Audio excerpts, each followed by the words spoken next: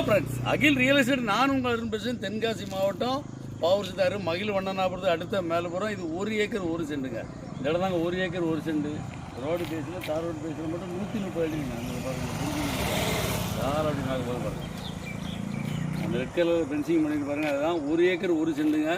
தார் ரோடு பேஸில் மட்டும் 130 அடி இருக்குங்க. ரோடு பேஸ் மட்டும் 130 அடி இருக்குது.